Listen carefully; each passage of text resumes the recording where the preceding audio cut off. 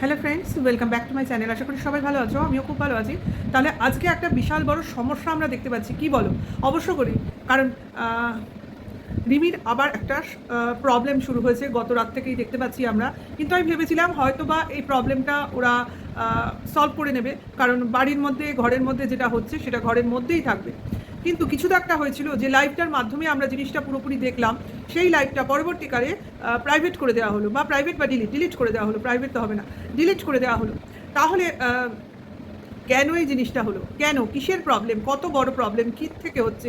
কেন হচ্ছে? এই প্রশ্নগুলো সবার মনে আসছে।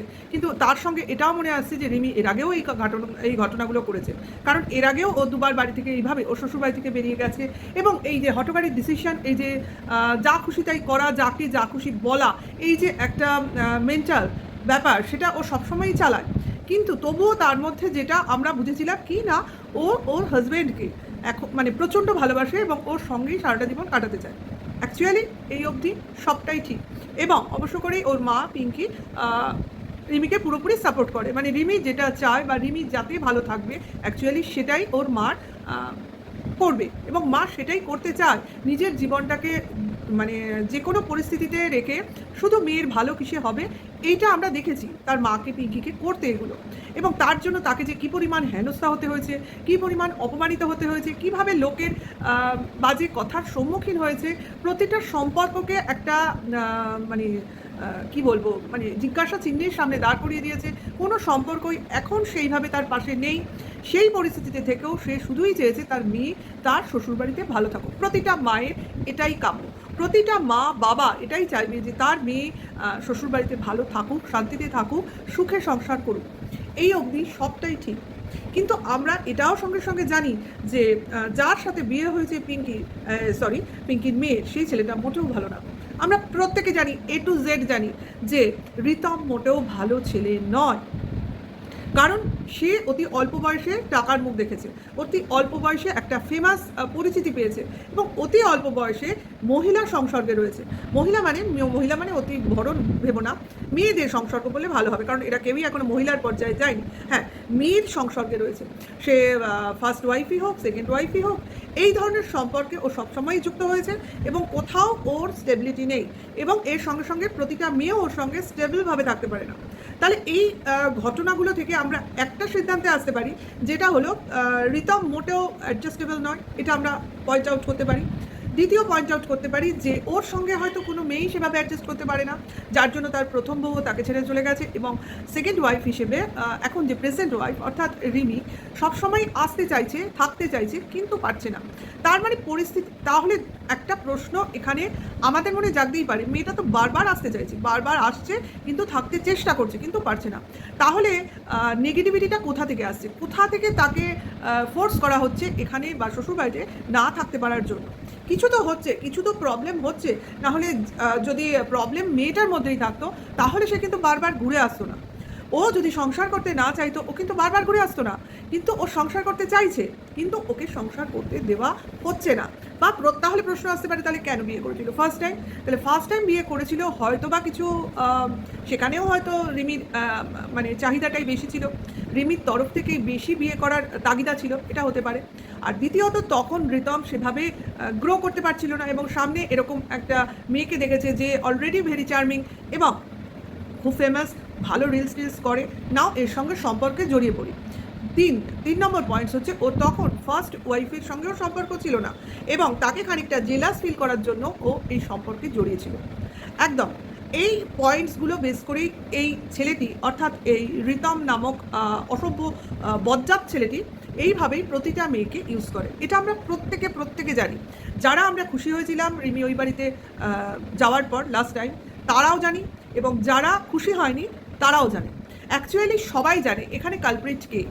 তাহলে এইখানেই আমি বলবো, একটা প্রশ্ন করব, যে সবাই যখন জানে যে ছেলেটা এখানে বাজে, অর্থাৎ রিমির প্রেজেন্ট হাজব্যান্ড বাজে, কিন্তু রিমি বুঝছে না। সে ভাবছে সে যখন তার স্বামীকে ভালোবাসে এবং ওকে মাঝে মাঝে পোক করে, এটাও আমরা শুনেছি, হোয়াটসঅ্যাপের মাধ্যমে, ফোনের মাধ্যমে ওর সঙ্গে মাঝে মধ্যেই দেখা সাক্ষাৎ, কথাবার্তা এগুলো চালিয়ে যায়।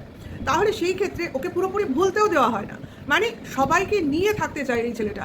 সে তুমি ডিভোর্সি হও, ম্যারিডই হও, মানে সবাইকে নিয়ে একসাথে চলতে চায়। এটা তো আমাদের সমাজে সম্ভব না, তাই না? কিন্তু কাউকে লিগালি বাড়িতে পার্মানেন্টলি রাখতে চায় না। তাহলে কি সমস্যা হয় সেটাও বলে নিই, পরে অন্য কথায় আসবো। তাহলে সমস্যাটা এটাই হবে, আমি আর যদি আমার বাড়িতে লিগাল ওয়াইফ কেউ থেকে যায় তাহলে আমি কারোর সঙ্গে আর ফ্ল্যাট করতে পারবো না। আমি কিন্তু তখন লিগালি একজনের সঙ্গে এনগেজ হয়ে গেলাম। তার মানে আমি এখন আমার মধ্যে সেই ক্যাসিনোভা ভাবটা থাকবে না।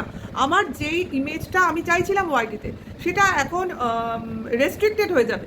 তার মানে আমার ফেমটা সেইভাবে অল্প বয়সী টিনেজার মেয়েদের মধ্যে থাকবে না। এটাই তো চলছিল, এটাই চলছিল। এবং অ্যাকচুয়ালি ছেলেটার যে মেন্টালিটি অত্যন্ত গর্হিত, নোংরা এবং নিম্নমানের। এবং এর সাথ দিচ্ছিল এর বাবা মা।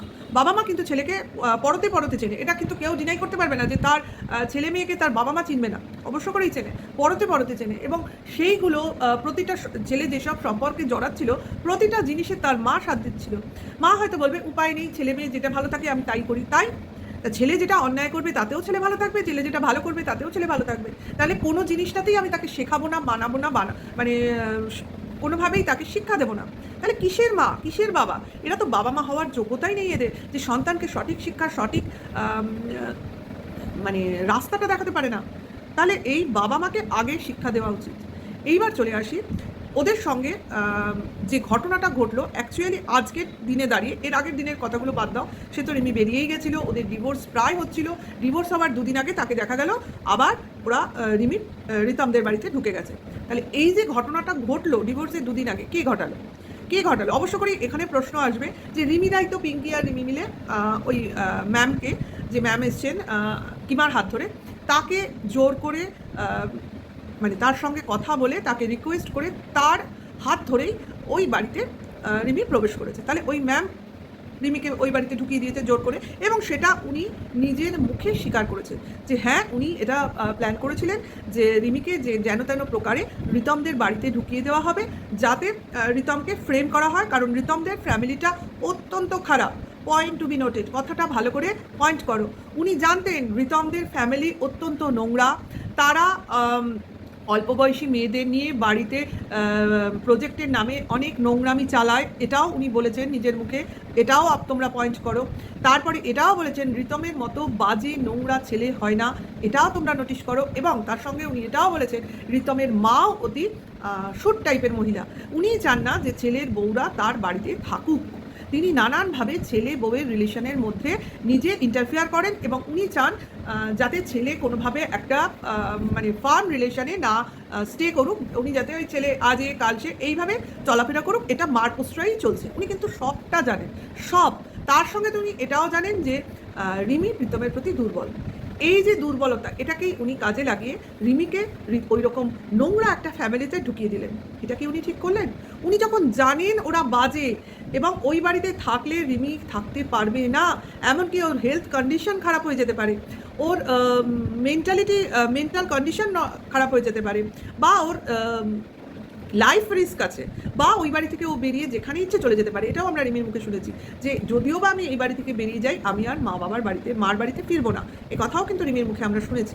তাহলে এই যে যাওয়াটা, এবং সেটা শুনে আমি ম্যাডাম বলেছিলেন তুমি যেখানে ইচ্ছে যাও, কিন্তু তোমার বাড়িতে তুমি, অর্থাৎ মার বাড়িতে তুমি ফিরতে পারবে না, কারণ তোমাকে তোমার শ্বশুর বাড়িতেই থাকতে হবে। যদি তোমার কোনো লাইফ রিস্ক হয় তাহলে তোমার শ্বশুরবাড়ির লোকজনকে আমরা ধরবো। এটা কি কোনো মানবাধিকার কমিশনের একজন কোনো কর্মীর কথা? একটা মেয়েকে তার লাইফ রিস্কের মুখে ছেড়ে দিয়ে, জানি তার যে কোনো মুহূর্তে ক্ষতি হয়ে যেতে পারে, তার একটা জীবনকে আমি দাওয়ের মুখে ছেড়ে দিয়ে আমি আমার ভেতরের যে ইচ্ছা বা কোনো ফ্যামিলিকে ফ্রেম করার ইচ্ছা, একটা নোংরা ফ্যামিলিকে ধরার ইচ্ছে, ওয়াইটিতে তাদের পরিচয় প্রকাশ করার ইচ্ছা, কোনো একটা মেয়ের লাইফ রিস্ক নিয়ে আমরা এটা করতে পারি? আমরা কি এটা করতে পারি? আজ যদি রিমির কিছু হয়ে যায় বা ওর লাইফে সেরকম কোনো ঘটনা ঘটে, তার দায়টা কে নেবে? উনি কিন্তু সব জানেন, উনি সব জানেন, জেনে বুঝে একটা মেয়েকে এই রকম বিপদের মুখে ঠেলে দিয়েছে। এই জিনিসটার প্রতিবাদ করেছিল সঞ্জয়, এই জিনিসটার প্রতিবাদ করেছিল সঞ্জয়। আজকে উনি রিমিদের এই ঘটনাকে কেন্দ্র করে রিতমকে ফ্রেম করার সঙ্গে সঙ্গে সঞ্জয়কেও টেনে আনছেন। উনি তো ভুল বার্তা দিচ্ছেন। সঞ্জয় কিসের বার্তা দিয়েছিল? সঞ্জয় বলেছিল এইভাবে জোর করে কোনো সংসার হতে পারে না। এই জিনিসটা, স্বাভাবিক জিনিসটা আপনাদের মাথায় ঢোকে না যে জোর করে কিছু হয় না। দুই পক্ষের সমান কনসার্নে হয়, কিন্তু আপনি যেটা করেছেন আপনি ভয় দেখিয়ে করতে চেয়েছেন। আরে আজ ভয় পাবে, কাল ভয় পাবে, সেই ভয়টা বেশি দিন থাকতে থাকতে কি আর থাকবে? আজকে তার ফলশ্রুতি একটা মেয়ের জীবন রিস্ক, লাইফ রিস্ক, এবং তার মা আজকে গোটা ওয়াইটিতে কেঁদে ভাসাচ্ছে। এই পরিস্থিতির দায় কে নেবে? আপনি কি করে একজন এই এত বয়স্ক, অবশ্যই আপনার এইজ হয়েছে, আপনার অভিজ্ঞতা হয়েছে, আপনার অভিজ্ঞতা দিয়ে আপনি কেন দেখলেন না? আপনার অধিকার দিয়ে কেন দেখতে গেলেন যে ওই ফ্যামিলি ওই মেয়েটার জন্য সঠিক নয়? আজকে মেয়েটার যে হাল, তার জন্য আমি অন্তত বলবো এর পুরো দায়টা আপনার। আমরা সেদিন খুশি হয়েছিলাম না, অ্যাটলিস্ট ওরা সংসার করছে, কিন্তু জানতে পেরেছি পরে যে রিতমরা পুলিশ স্টেশনে দৌড়েছে, রিতমরা অনেক জায়গায় দৌড়েছে, অনেক জায়গায় ফোন করেছে, কিন্তু সব জায়গা থেকেই তারা বিফল মনোরথ হয়েছে। কেন না? আপনি সব জায়গায় বলে রেখেছেন যাতে কারোর কোনো অভিযোগ না শোনে। কেন? তারা যদি এতই খুশি হবে তাদের বৌমাকে বাড়িতে ফিরে, তাহলে তারা কেন থানায় যোগাযোগ করবে? তারা বিভিন্ন জায়গায় কেন যোগাযোগ করবে? কেন বলবে যে যেটা হচ্ছে রিতমের অ্যাকসেপ্টেন্সের না নিয়ে হচ্ছে? তার মানে রিতম চাইনি, রিতমের ফ্যামিলি চাইনি রিতম ওই বাড়িতে, রিমি ওই বাড়িতে ঢুকুক। তাহলে আপনি যদি কোনো সম্পর্ককে জোড়াই লাগাবেন তাহলে দুজনের কনসেন্ট লাগবে তো। একজনের কনসেন্টে কি করে হয়? আপনি জোর খাটাবেন, আপনার তো লাইফ রিস্ক হচ্ছে না, আপনার ফ্যামিলি তো সিকিওর আছে, তাহলে আপনি কোন ফ্যামিলিটাকে বিপদের মুখে ঠেলে দিলেন? এত বড় অধিকার আপনাকে কে দিয়েছে? আজকে যদি রিমির কিছু হয় আপনাকে তো জবাবদিহি করতেই হবে। আজকে আপনি যতই বড় বড় কথা বলুন ওই ফ্যামিলিকে ছেড়ে দেবো না, সে ওই ফ্যামিলির মতো শাস্তি নিশ্চয়ই পাবে, তার সঙ্গে সঙ্গে আপনিও পাবেন। আপনি কি করে এই অধিকার পেলেন? আপনি কি করে এই অধিকার পেলেন একটা নিরপরাধ মেয়েকে ওই নোংরা ফ্যামিলিতে ঢুকিয়ে দেওয়ার? এই জিনিসটার প্রতিবাদ করেছিল সঞ্জয়, এবং আমরা ওর সঙ্গে আছি, থাকবো, ছিলাম। কেন? জোর করে কিছু হয় না। আপনি যেটা করতে চেয়েছেন সেটা আপনার গায়ের জোর দেখাতে চেয়েছেন। এইভাবে আপনি গায়ের জোরে কটা ফ্যামিলি আপনি ঠিক করবেন? করা সম্ভব নয়। আপনি পিছন ঘুরবেন, সেই সম্পর্ক ভেঙে যাবে, সেই পরিস্থিতি আরও খারাপ থেকে খারাপতর হয়ে যাবে। সব কি গায়ের জোরে হয়? তাহলে সব আজকে এই দুনিয়ায় এত ডিভোর্স, এত সেপারেশন, এত গণ্ডগোল থাকতো না। তাহলে আর প্রশাসন আছে কি করতে? আপনি তো প্রশাসনের ঊর্ধ্বে যাচ্ছেন, প্রশাসন ব্যাপারগুলো হ্যান্ডেল করুক। তাহলে থানায় গেলে যদি সুবিচার না পাওয়া যায় তাহলে প্রশাসনের কি প্রয়োজন? আমি তো বলবো প্রশাসনকে তুলে দিয়ে আপনাকে প্রশাসনের জায়গায় বসিয়ে দিই। এই পরিস্থিতি কি আসছে এবার? এটাই তো বড় প্রশ্ন। আর আপনি কি করছেন? পরিস্থিতির আবার সুযোগ নিচ্ছেন। একটা ছেলেকে ফ্রেম করছেন, ঠিক আছে, রিতমকে আমরা জানি ও খারাপ, ও বাজে, অ্যাকচুয়ালি সত্যিকারের বাজে ছেলে, কিন্তু তার সঙ্গে আবার আপনি সঞ্জয়কে টেনে আনলেন কেন? কিসের জন্য? ও কোন ক্ষতিটা করেছে? ও যেটা করেছে ও সঠিক সেই দিনকে করেছিল। আমরা কিন্তু ভেবেছিলাম জিনিসটা ভালো হলো, কিন্তু পরে ভেবে দেখেছি ভালো কিছু হলো না। যে খারাপ ঘটনাটা আজকে ঘটলো সেই ঘটনাটা যাতে না ঘটে সেই কথাটা সঞ্জয় সেদিন বলেছিল, যে এইভাবে ঢোকানোটা ঠিক হয়নি। এইভাবে কাউকে জোর করে হট করে ঢুকিয়ে দেওয়া, জোর করে সম্পর্কে জড়িয়ে দেওয়া, যা কিনা দুদিন পরে ডিভোর্সের জন্য তারা মেন্টালি তৈরি, সেই জিনিসটা করা ঠিক হয়নি। যে জিনিসটা বাবলিদি করবে বলে ঠিক করেছিল সেই কাজটা আপনি বাবলিদির কাছ থেকে কেড়ে নিয়ে নিজে করলেন, অথচ বাবলিদির কাজের বিরোধিতা আপনিই করেছেন রিতমের সঙ্গে। তাহলে এটাকে কি বলে? দোগলাবাজি বলে না? এবার ভিউয়ার্সরা বলবে আপনাকে কে দোগলা, কে এখানে সুযোগ নিতে এসছে, ওয়াইটিতে এসে কে প্রচার চাইছে, কে নিজের শক্তি বৃদ্ধি করতে চাইছে এবং নিজেকে শক্তিশালী দেখাতে চাইছে। এবার ভিউয়ার্সরা বলবে আপনাকে। দেখা যাক ঘটনার পরিস্থিতি কতটা জটিল হয়েছে বা এর ফলটা কি দাঁড়ায়। নেক্সট আবার আসবো, আপনাকে এইসব কথা শুনতেই হবে এবং জবাবদিহি করতেই হবে। কে আপনাকে রাইটস দিয়েছে একটা মেয়েকে এরকম বাজে ফ্যামিলির মধ্যে ঢুকিয়ে দেওয়ার? এই জবাব তো আপনাকে দিতেই হবে।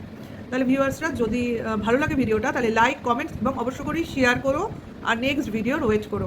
By, tata.